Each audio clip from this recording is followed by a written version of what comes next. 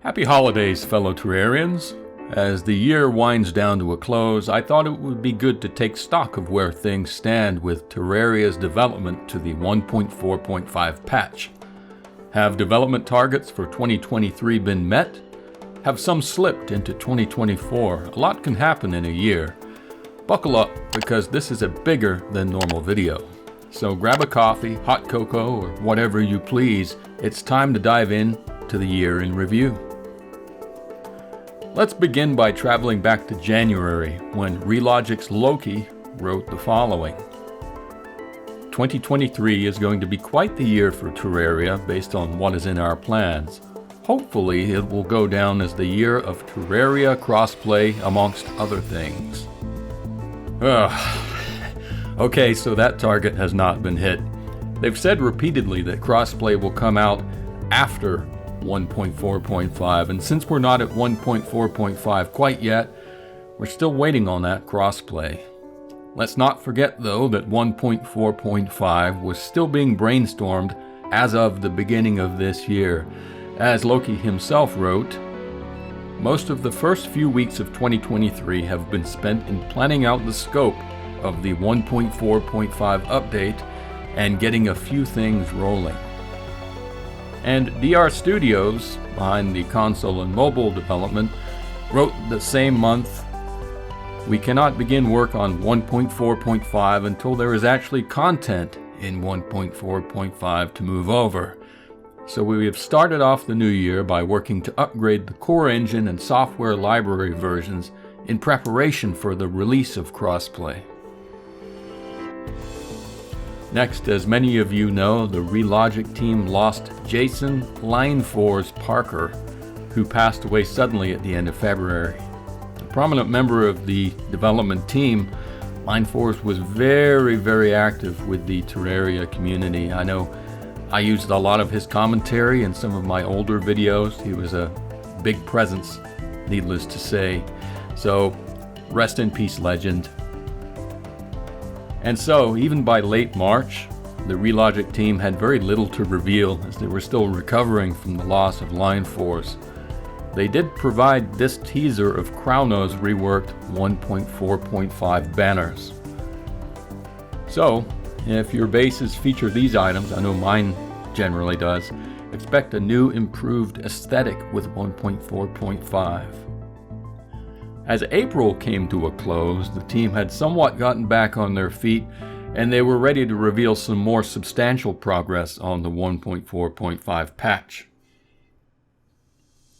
Crownow's work was once again featured, this time the progress being made on decorative trophies. You avid builders and designers out there will have a new look once 1.4.5 arrives. But a more dramatic item was revealed with the release of this clip featuring the Shimmer water gun. I'm gonna have to get myself one of these. The Shimmer in the water gun transforms your NPCs into their Shimmer variants. I'm reminded of the original Final Fantasy, if any of you've played that, and its class change mechanic, which comes later in the game, where your four heroes have their sprites and abilities beefed up. I like the look of this, it looks good. And by the end of April, DR Studios announced the following. Now that the development work on the technical updates is complete, the team at DR has shifted gears towards bringing 1.4.5 over to console and mobile platforms. By the end of June, Loki was quite optimistic, and he wrote the following. "We are closing in on the last stages of 1.4.5 development, and we hope that we will be able to have the latest version of Terraria in everyone's hands soon." I would say overly optimistic at this point, but nevertheless, he backed it up with some reveals, including this. And he captioned this new character creation menu with some changes to the character creation screen shared on the Terraria subreddit a week or so ago, in case you missed it. We are already making a few tweaks to this coming out of feedback from that post, but hopefully this will be a nice change for everyone that will allow you to make your character even more your own. What's more, he shared this updated world creation menu, and he stated the following. Everyone loves world seeds, right? Well, it is our guess that everyone does, except that a ton of folks who were not immersed in our news posts or the wiki might have no idea they even exist. So, we gave them their own menu to up the accessibility. Know what else would be cool? If you could combine special world seeds. What if some of those combinations might also have special hidden effects? Oh, and the sun effects are a work in progress, just saying.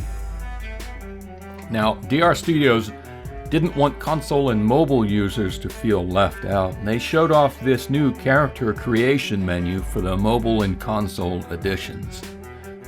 Note that the new sun visual effects are present in this edition as well. Looks sharp. They also revealed 2 new whip weapons. They explained, but wait, there's more. Last month, the PC side showed off the icon images of a few whips. Well, why don't we look at a couple of those in action? Introducing the Soul Scourge and Vasculash. Now, I'm no Sherlock Holmes, but I have to assume that one of these is obtained from the Corruption biome and the other from the Crimson biome in some form or fashion. As July came to a close, Loki had news about 1.4.5 development nearing a conclusion, writing the following. The team has started the customary group full playthrough that accompanies the end stages of development. These are very important and fun sessions where we unearth any remaining pesky bugs, find anything that feels unbalanced or not fun, and, quite often, come up with some fun new ideas. He also shared this image and explained what we were looking at. We have been taking the time to listen to fan requests as well, and one we have heard pretty frequently is a way to see which worlds which characters have visited previously as a method to help know which character goes with which worlds. Players and worlds are also now sorted by most recently played. That's certainly a welcome feature. I know that's an issue I've been dealing with over the years. Anyway, remember that earlier post about world seed combinations? By July, this is what Loki had to tell us about that. The team is also having fun diving into the potential of world seed combinations.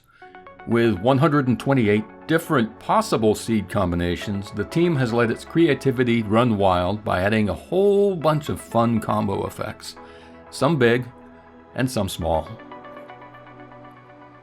This includes at least 2, and maybe more to come, combos that will substantially change the gameplay experience in unexpected ways. Want an example? Of course you do. Oh, creepy. A vampire.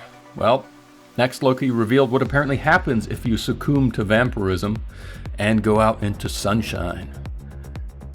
I will say I would be okay with this if it means that enemies during a blood moon leave me alone. Don't you think that would be a fair balance? And that same month, DR Studios revealed multiplayer Velociraptor transformations. Now that's a sentence I never thought I'd ever write or say. Nevertheless, they explained, we thought we would put together this fun little collage montage of a recent testing session where we were trying out the new Velociraptor transformation. Interesting. And then August news brought a new bombshell. 1.4.5 would take longer than expected to release. But why? The reason, provided of course by Loki, is actually, I would say, good news. He writes, as we started to check off what work remained on the update, we realized that we would really have been remiss not to cover off some long-standing needs for new music. That's right, Terrarians. The 1.4.5 update will contain several new music tracks by our favorite composer, Scott Lloyd Shelley. So all that said, we mentioned an impact on timing. The production of all these new tracks takes a good amount of time in composition, review, editing, etc. We're not going to rush Scott while he works on the latest in a long line of Terraria musical masterpieces. So that means the update is going to take a bit longer to come out than we had originally anticipated. Now, before anyone gets too upset, the team realized that if we were having to wait on this music anyway, why not just keep the update development moving on our end and add even more goodies? Showing off some more ideas, including this Ethereum furniture, Loki gave us some more insight into the new development timeline. Anyway, we expect this extension to be in the scope of a few months at least. We'll give a timeline as we get closer. In the meantime, rest assured that everyone will get a lot more out of 1.4.5 than you ever expected. The console and mobile developers over at DR Studios also revealed this new magic yo-yo bag item. Their comment on this teaser video, they say, "Yo-yos are evolving. Nature always finds a way." In case it's not obvious what this item appears to do, it looks like it sends the yo-yo itself flying off the string once you stop spinning it. So in essence, it turns the yo-yo into a secondary projectile. I have to think this item will be pretty nice when paired up with a tricked out Terrarian, don't you think? Moving on to September, that month didn't bring quite as much news. The work on the new music tracks continued to progress slowly. They also revealed this axe-wielding fairy pet with the following caption: "Senax does what she wants. This floating fairy is a menace to any trees that might cross her path. Just don't let her know that she isn't very good at actually chopping them down." Senax, of course, is a play on Senex, the wife of ReDigit and also one of the higher-ups at ReLogic. Also revealed in September, this video. This mud ball item, I guess that's what it is going to wreak absolute havoc on multiplayer maps. Imagine the griefing that's going to happen. We'll need a way to clean this up. But if that's not provided, don't blame me, blame ReLogic. And by the end of October, ReLogic had to acknowledge that 1.4.5 would likely be a 2024 release. There were just too many things being added along with the wait for more Terraria music. But they did tease this vampire transformation just in time for Halloween. What abilities you actually have as a flying bat, I have no idea, but it's a good way to fly around without resorting to that UFO mount. And more importantly, DR Studios that same month revealed this. And that's perhaps what many of you are anticipating the most. Crossplay, of course. And they elaborated with the following. Please note that we do not expect crossplay to be available until a while after Terraria 1.4.5 releases and all hotfixes, etc. are complete. Crossplay will take place in 2 phases. This is only phase 1. And finally, in late November, we got a few more teasers about 1.4.5 updates, including this, which revealed that we'll be able to see fish as they swim around and nibble on our fishing hooks. Not sure if this is going to be a standard feature or if it requires some sort of sonar potion or something like that. Also revealed at the end of November, this nice visual mod, I think it's nice anyway, that mimics the old scan lines of CRT televisions of yesteryear. It's certainly fully in keeping with Terraria's retro aesthetic, don't you think? And that, apart from an update about Spectate mode, is a wrap on the teasers and updates for the year. Now, if you're on the PC version and you're wondering how have mods progressed during the course of a year, well, quick before and after will show the massive amount of work that modders have put in just since January.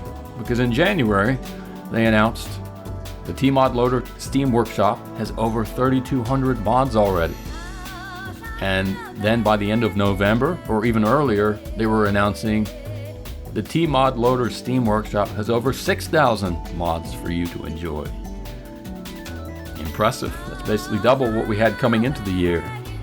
And once 1.4.5 arrives, it will likely take a bit of time for the T-Mod Loader team to port their software to the new version, but the software continues to be developed, continues to be improved, and hopefully it will allow for new Terraria mods to be released indefinitely.